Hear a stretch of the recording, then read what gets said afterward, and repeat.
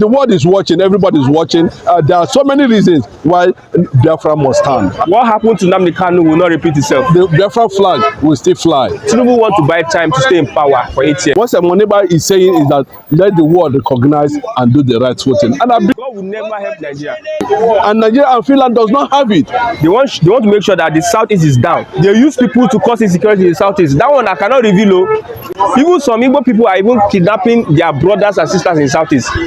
So what is your take on the extradition process by Nigerian government to Finland to bring in? No, what we need to understand at this point is that it has to be very clearly. This is not a matter of personal opinion. Does not count here. The body language of the presidency of Nigeria does not count. What matters is the legality of what we are talking about. The extradition treaty, does it exist between Nigeria and Finland? That's the most important thing we need to pick out from this ongoing factor. Even though there has been alleged pressure on the side of the federal government, you know, the people who are even engineering this pressure are Nigerians themselves, possibly people who does not understand what it means, you know, to have an agitation, you know, for a nation that have existed before, and people are saying there is need for us to restore back that nation. So we need to know whether Nigeria and Finland have a extraditory treaty. That is the first. That makes it illegal. And if they don't, you know, for a woman to emerge from a trade conference and ambassador for Finland to open his mouth and start saying because he's just facing the media, he's just facing the camera, maybe try, because if you look at what the woman was just actually saying, she was not specific, you know, on the mode of the process that they are going to initiate, either in the Finnish government, with the Finnish government, or with the Nigerian government at the end of the day, you know. But Simon EKPA, who understand what is actually playing out, you know, has finally, you know, downgraded that media hype on his possible extradition and, of course, arrest, whatever it is, you know. But the fact we are looking at is that it's like if the federal government feel they are going to embark on that journey, they have to go through a legal process. Is Simon EKPA going to be tried in Finland, or are they going to toe the line of Nnamdi Kanu, like what happened in Kenya, in Nigeria? That will be another illegality, and of course, at the end of the day, Nigerian government will fail woefully. But if it's going to be tried in Finland, it's going to go through a lot of process, which I think at the end of the day, they might not be able to have anything to hold against Simon EKPA, because if you look at the power, the understanding, the legality of agitation. Agitation is a right, not a privilege.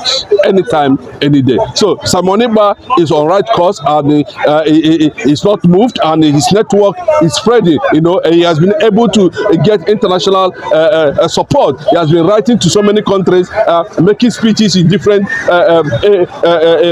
nations of the world. You know, trying to appeal. So you know, trying to appeal. It's not going to happen by force. You know, for the UN to understand, the United Nations Security Council to understand, the world leaders, the most powerful countries on earth should also look into direction, because what they're talking about, you know, is the something that is rightful. That's something that is legal. You know, like any other nation in the world. America went through those process. Nigeria also went through those process. So many countries of the world went through that process.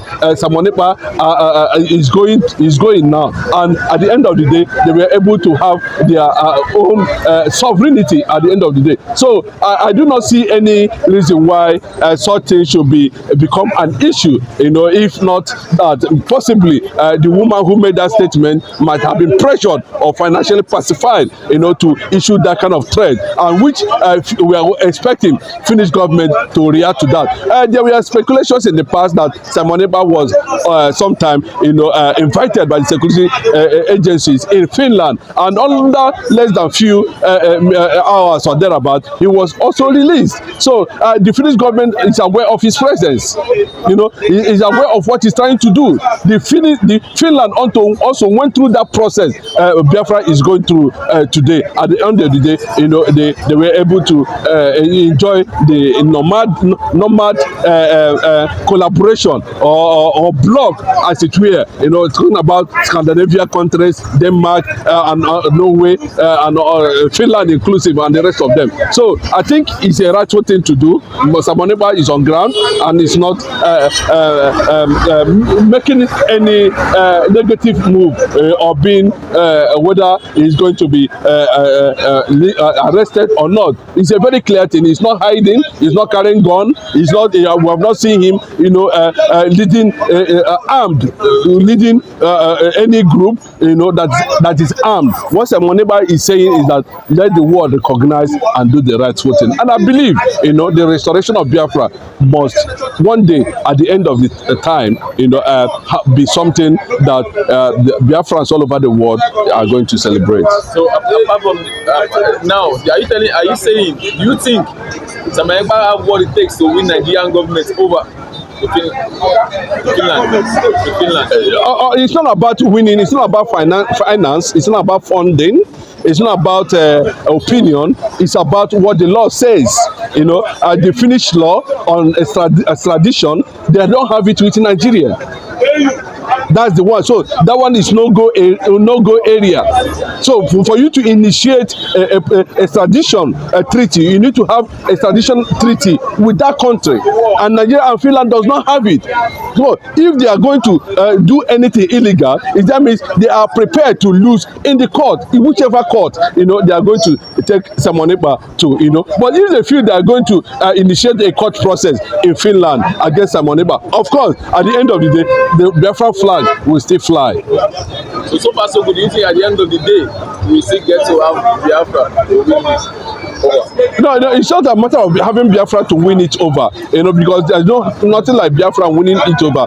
What we are having is that, you know, the man in question, who is an agitator, you know, who is a separatist leader, you know, has every right to do what he's doing, as long as it does not contravene United Nations law or treaty in that regard. So he is on the right path, and at the end of the day, you know, what he is doing is going to give credit to the Biafran restoration and Biafran sovereignty at the end of the day. That's what we are talking about. Biafra as a nation is not in court with anybody, as I'm talking to you now. But the people who are advocating for understanding and restoration of Biafra is what we are talking about today. And of course, we are seeing Simon EKPA, we are seeing Mazi Nnamdi Kanu, who is legally in DSS custody, hoping that one day, in no distance time, Mazi Nnamdi Kanu will be released to advance to the next stage of agitation. That's what we are expecting. You know, the quest for Biafra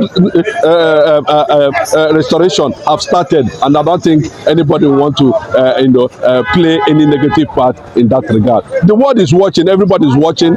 There are so many reasons why Biafra must stand, and I can tell you that. So over the time now, you have seen for the past 2 weeks now, some top governors and senators have, pulled out for the release of Nnamdi Kanu, a submitted petition, and so far so good. There have not been any, move towards action towards that. And some people say that the act was just a political move, just to show to other Biafrans that what, they are not in support of illegal detention by DSS of Nnamdi Kanu. Until this moment, if we have the governors and senators to move a motion and nothing has been done so far, don't you think there's something suspicious about it? The suspicious thing is that just like what we saw a few days ago, where a speaker, Tajuddin Abbas, came out and tried to push a draft, a horrific, in that regard. That is the consequences of having Muslim ticket, trying to make sure that Nigeria is finally mortgaged to an Islamic nation. That's the game, and it's a direct and indirect threat, to see a way they can, finally assassinate Nnamdi Kanu using, or even kept him in the custody, without trial until eternity. But you can see before signals came from everywhere. IPOB members were able to shut that draft and that bill, dead on arrival. So that's the fact there. But a little bit away from that, you can see the endorsement of his release is holistic. That is one. Two, the consequences of the Tinubu's administration frustration is tied to the release of Nnamdi Kanu, and that is why you see northern leaders, political leaders, making different rat race moves, to make sure that the whole process is balkanized, so that Nnamdi Kanu will continue and the Biafra agitation will not be able to see the light of the day. But unfortunately, to their own surprise, the bill, died on arrival, signaling, that the Biafran cause is still on the move. Thank you so much for your time.